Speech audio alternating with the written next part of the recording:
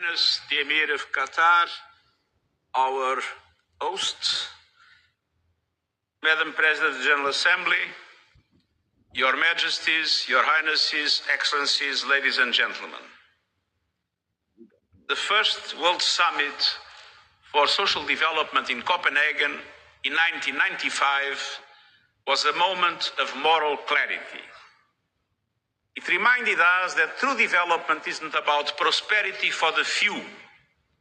It is about opportunities for the many, grounded in social justice, full employment, and human dignity. Since then, over 1 billion people have escaped extreme poverty. Global unemployment is at a near historic low. Access to healthcare, education, and social protection has dramatically expanded. People are living longer, and child and maternal mortality have declined. And more girls are attending school, with rising graduation rates for all students. These achievements were the result of actions by the global community to deliver on the promise of the 2030 Agenda for Sustainable Development. Actions by governments to invest in systems that lifted people up rather than leaving them behind. Actions by international organizations and civil society partners to support development. Actions by businesses to ensure that practices enable, not erased, social development and social justice.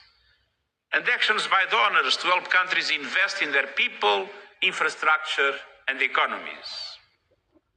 But this second World Summit for Social Development opens at a moment of high global uncertainty, divisions, conflicts, and widespread human suffering. People are still facing hunger, poverty, displacement, and unemployment.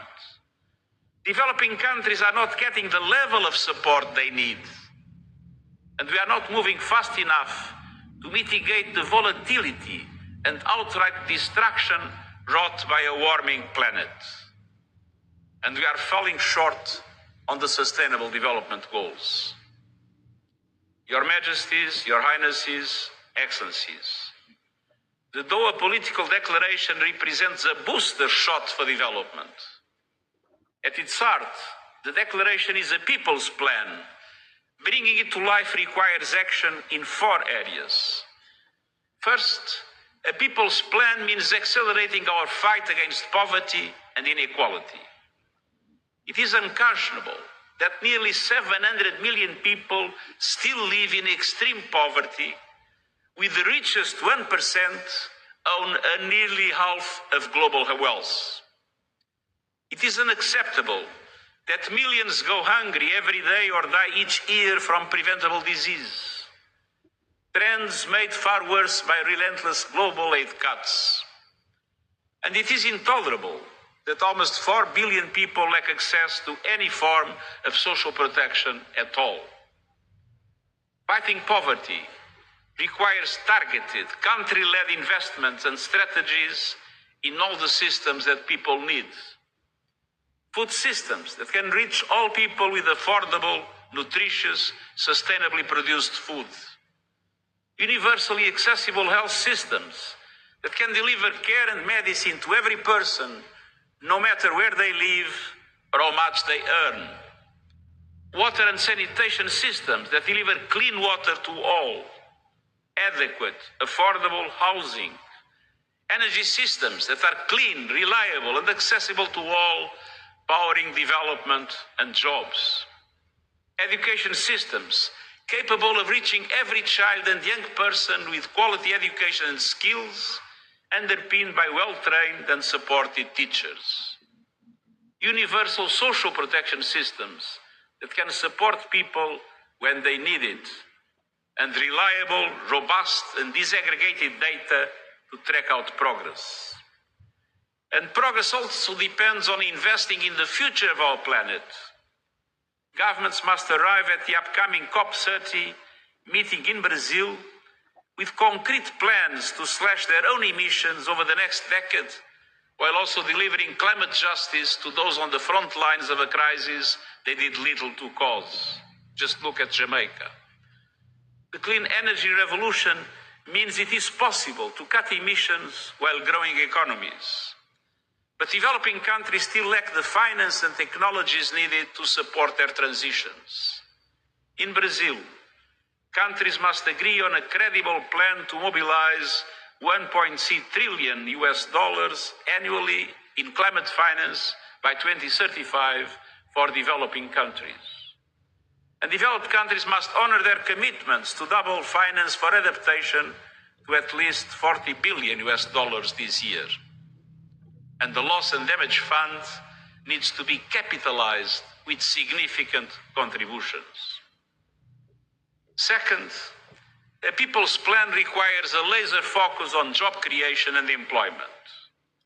In every country, governments and the private sector must join forces to promote decent work, living wages, and pathways for workers to transition from the informal economy to jobs in the green, digital, and care economies. Investments in training, skills development, and lifelong learning are essential. As called for by the Global Digital Compact adopted last year, countries should focus on closing the digital divide, achieving universal digital connectivity, and ensuring all people can gain skills in digital technology and artificial intelligence. Creating and sustaining jobs also requires countries to diversify their economies and enhance local processing and innovation to add value and compete in global trade. Any job creation efforts must also ensure women have equal access to jobs while increasing support for care economies. Throughout, we need to strengthen labor protections so profits never come at the expense of workers' rights. Third, a people's plan requires financing. At June's Financing for Development Conference in Sevilla, leaders committed to unlocking more finance for developing countries. National governments must lead the way by mobilizing their own domestic resources. And we also need to triple the lending power of multilateral development banks that need to be bigger and bolder and more able to leverage private finance for developing countries. We also need to ease debt burdens with new instruments to reduce borrowing costs and risks and speed up support for countries facing debt distress. The global financial architecture must be reformed so it better represents today's world and the needs of developing countries. Developing countries need and deserve stronger participation at decision-making table across global financial institutions. And global economic governance must become more inclusive, representative, equitable, and effective. Your Majesties, Your Highnesses, Excellencies. Enfin, un plan. Finally, a plan designed for the people to bring them together.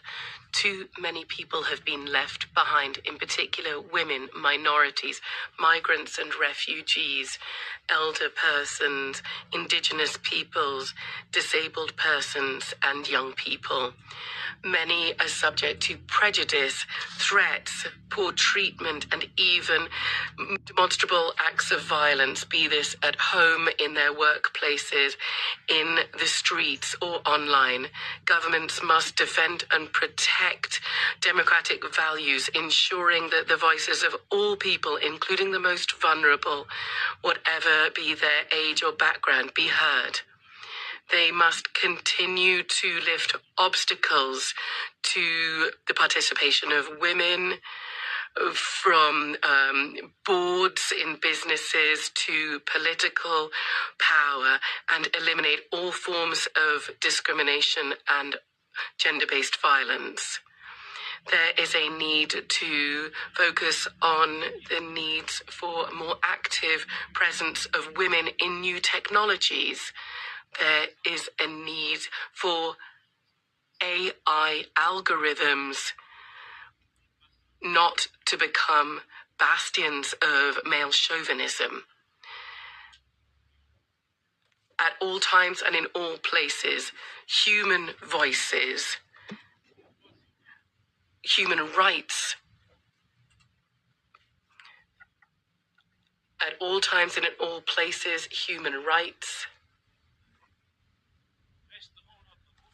will remain our compass and will show us the way towards justice and a future peace for all people. Your Majesties, Your Royal Highness, Excellencies, this summit is placed under the sign of hope, hope with collective action. There's a need to mobilize political will and necessary financial resources to pursue the voyage that we have started together and did so 30 years ago in Copenhagen. We have the Doha Declaration, and thanks to this, we are going to achieve this far-reaching plan because humanity is calling for it and deserves it. Thank you.